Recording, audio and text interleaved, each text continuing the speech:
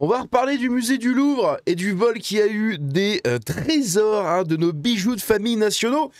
Puisque oui, je tiens à vous partager cette information. J'ai trouvé les 4 personnes responsables de ce casse. Et spoiler, ce sont 4 femmes. Et oui, ce sont 4 femmes. Vous allez voir pourquoi. Parce que ici, je vous présente les 4 personnes qui, selon moi, sont en partie, partie majeure, grosse partie majeure, responsables de ce cambriolage du Louvre.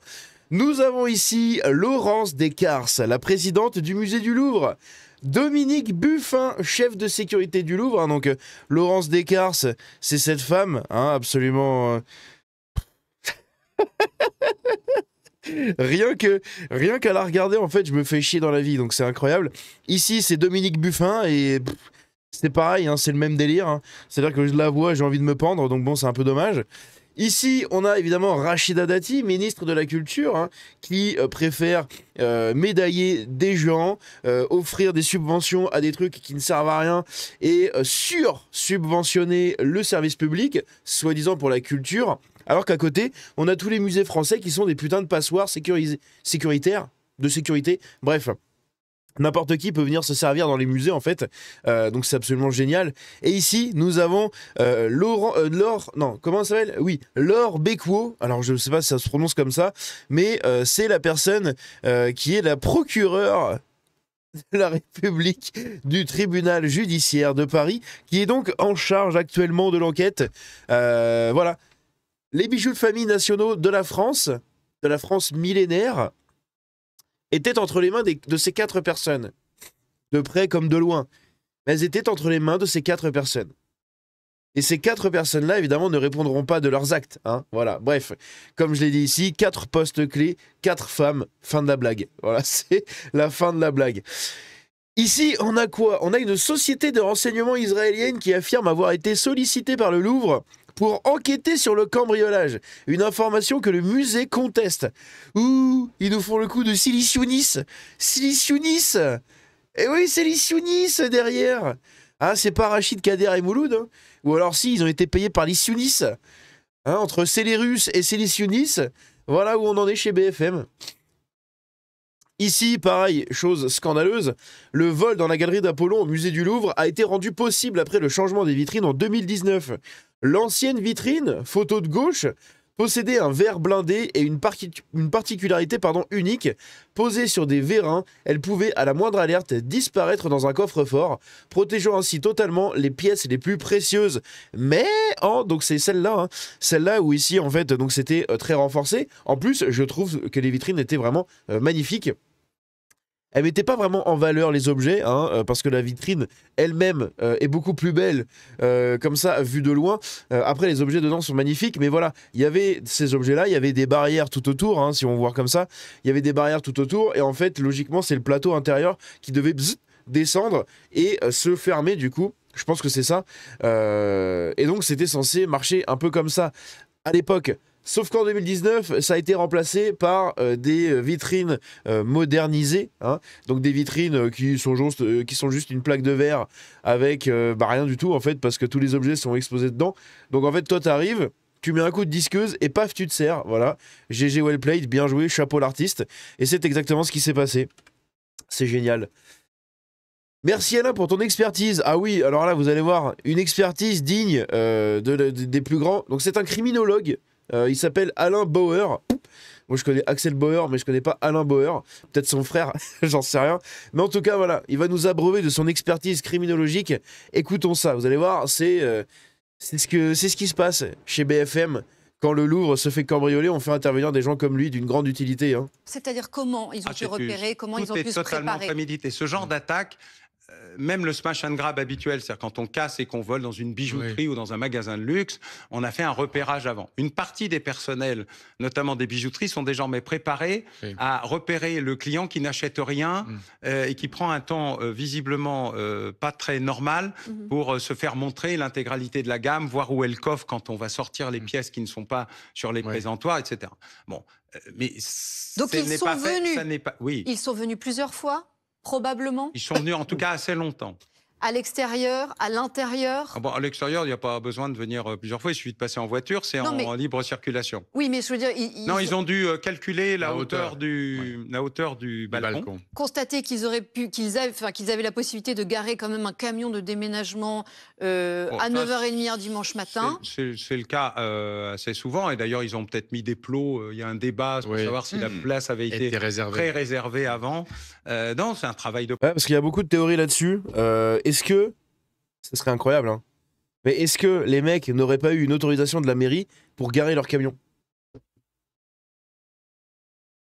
Oui. Oui, mais tout est possible. Tout est possible en France. Eh oui. Est-ce qu'on peut... Bref. Donc ça, c'est voilà. Merci Alain pour ton expertise, hein. Ils ont fait des repérages. Cette attaque a été préméditée. Merci beaucoup, hein, Captain Obvious. Ici, Claude Moniquet qui nous dit « On est en face du crime organisé. Ce sont des bijoux qui ne pourront jamais réapparaître sur le marché public nulle part dans le monde. Il y a des toiles qui ne réapparaissent jamais.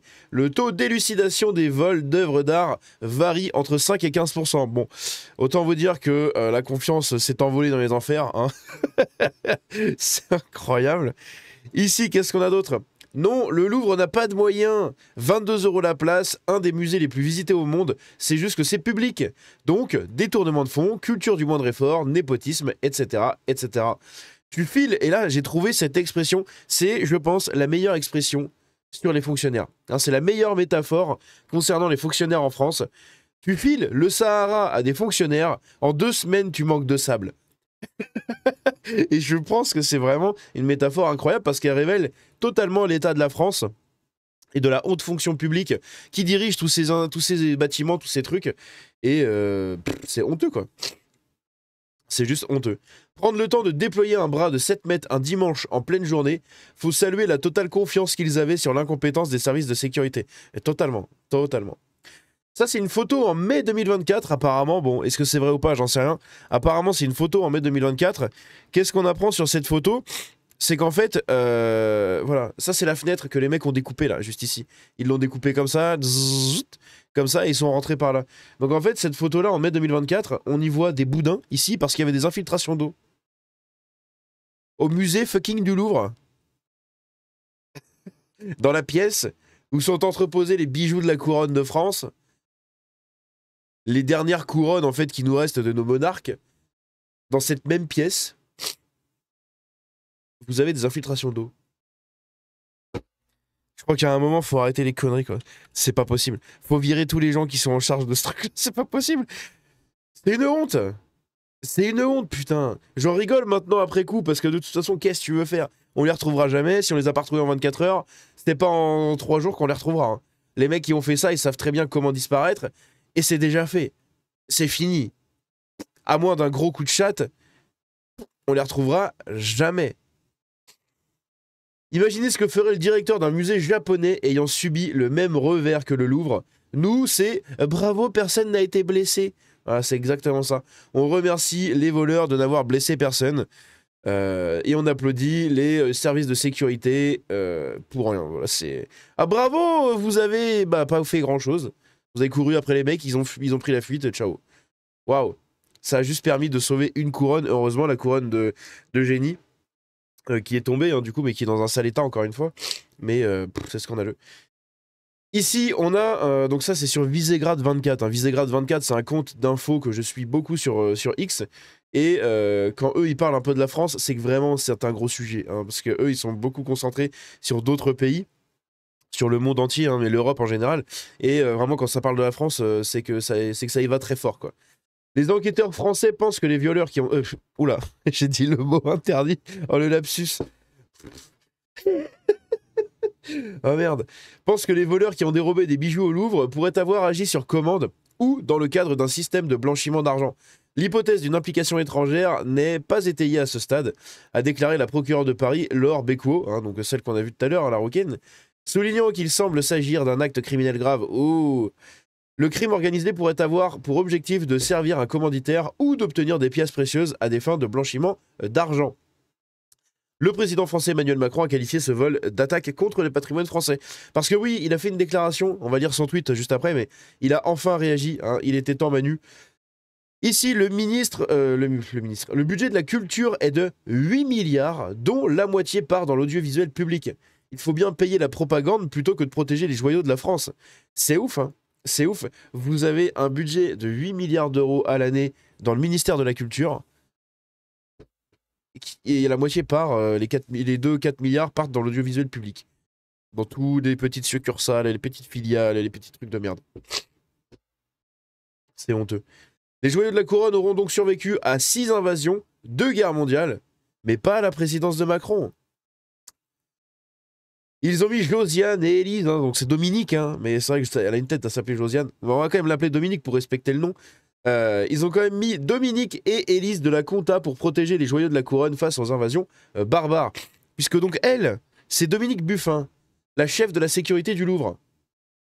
Parce que si on remonte, Dominique Buffin, donc qui est ici, chef de la sécurité du Louvre, sous les ordres de Laurence Descartes, présidente du musée du Louvre. Et ici, nous avons qui? Nous avons Élise Muller, agente de sécurité, de surveillance, pardon, au Louvre. Bah, merci de vos talents, mesdames. Ça nous a été d'une grande utilité. Vous pouvez repartir maintenant, s'il vous plaît. Hein, lâchez les postes, remettez des paires de couilles. Et peut-être que ça ira peut-être un peu mieux. Hein. Parce que moi, comme je l'ai dit sur X, j'espère que c'est... Vu toutes les nanas qu'il y a en fait dans les postes de responsabilité et vu ce qui s'est passé, j'espère au moins que c'est des couilles qui sont en train de poursuivre les assaillants. Enfin, les assaillants. Les cambrioleurs. Parce que sinon, on est très mal barré, je crois. Là c'est mort, là. Rachida Dati dénonce un manque de vidéoprotection au Louvre. Il faut accepter la vidéoprotection sur l'espace public, notamment aux abords des sites sensibles. Oui... Mais c'est logique, il y a une caméra normalement. Mais sauf qu'elle est factice apparemment. Il y a 14 caméras autour du musée du Louvre. Fin de la blague. Le plus gros musée du monde. Protégé par 14 caméras.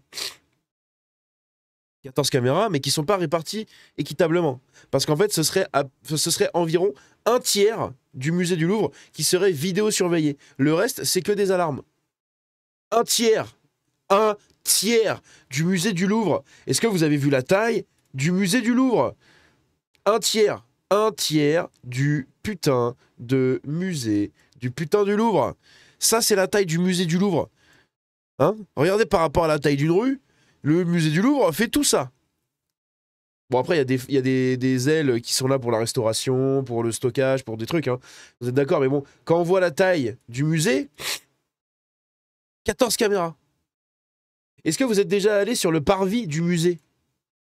On va y aller, hein? On va regarder. Putain, évidemment, je tombe sur une vieille photo de Zob, là. Voilà. Là, on est sur les pyramides du musée du Louvre. Hein, tout ça, ce sont des salles, partout. 14 caméras.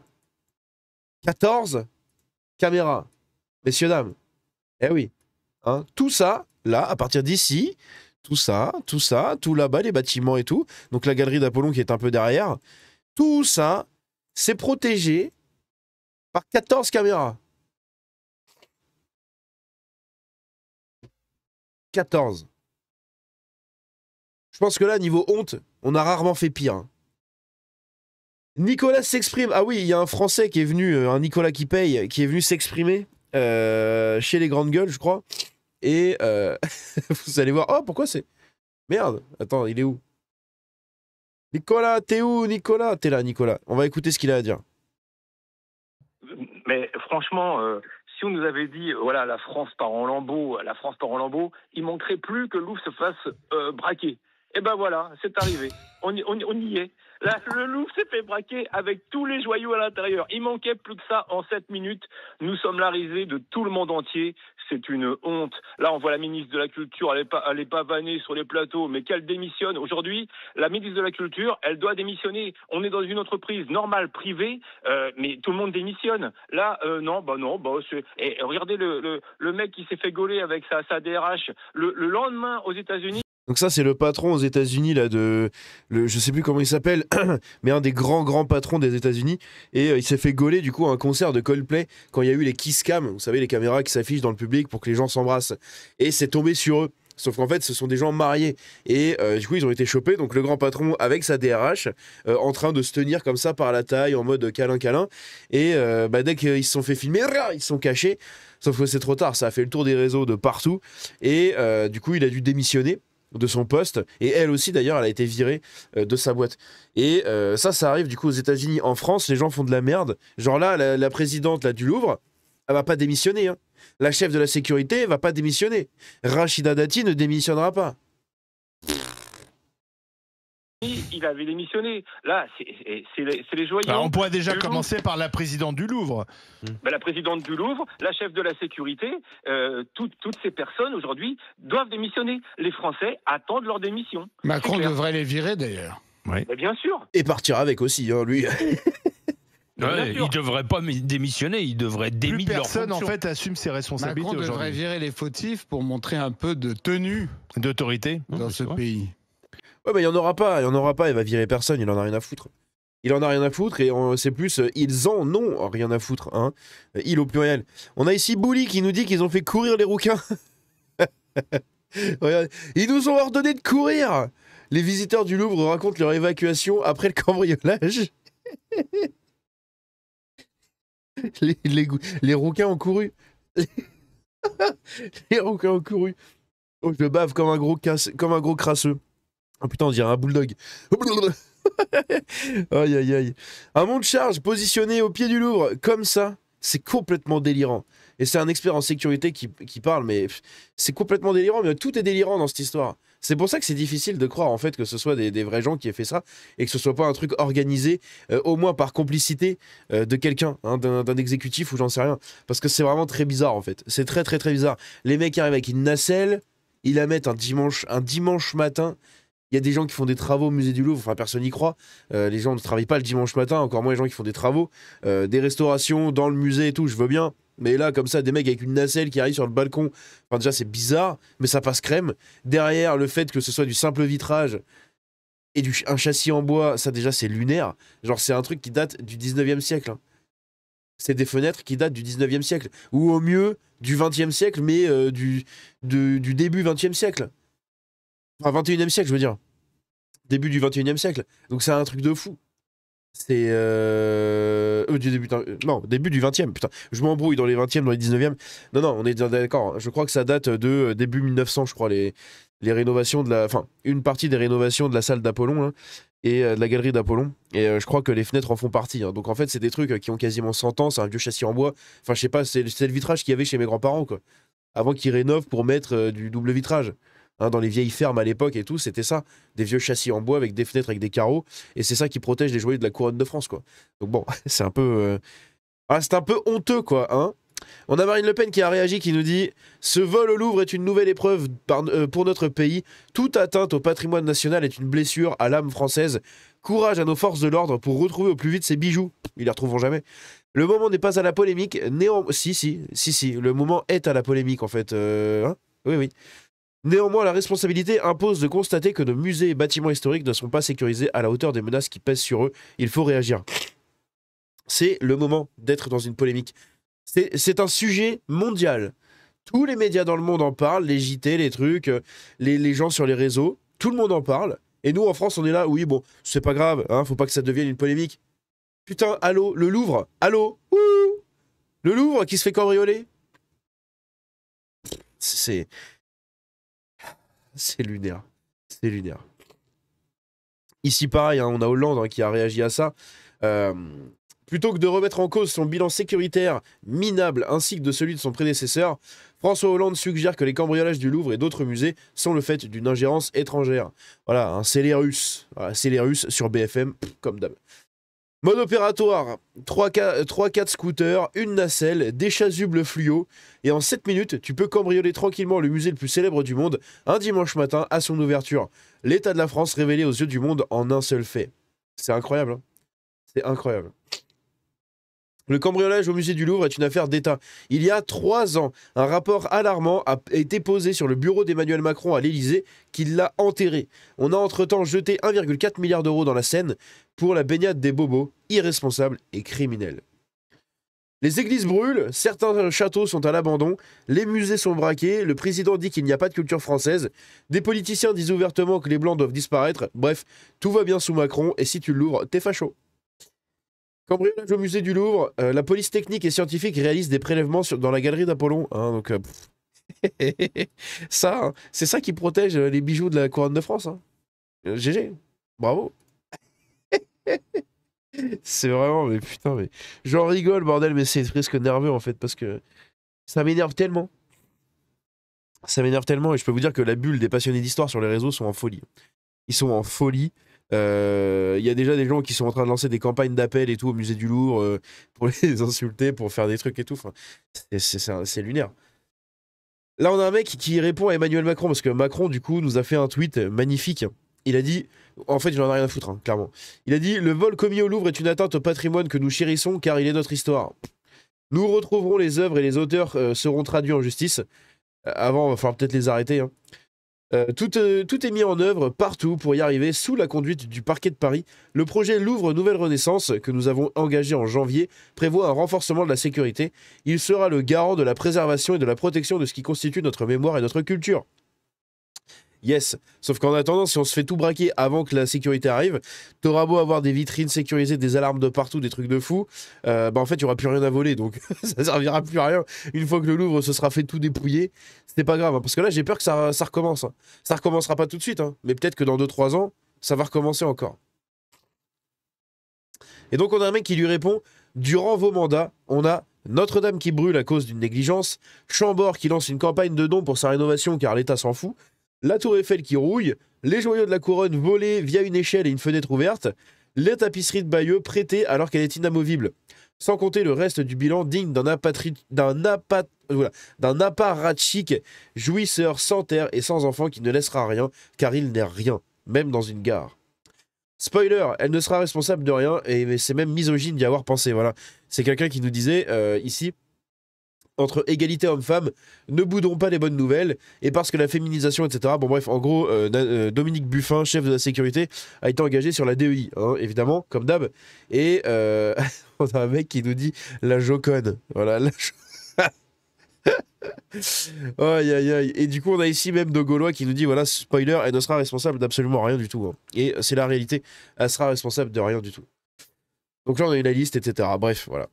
N'hésitez pas à me dire ce que vous en pensez de cette vidéo, mais vraiment, ça fout le mort. Ça fout le mort de voir tous ces trucs scandaleux autour du Louvre. C'est assez incroyable. Bref, dites-moi ce que vous en pensez dans les commentaires. N'hésitez pas à vous abonner en activant la cloche, me rejoindre sur le Discord, sur les réseaux. Lâchez le petit like, devenez membre au soutien. On se dit à la prochaine. C'était Django. Ciao.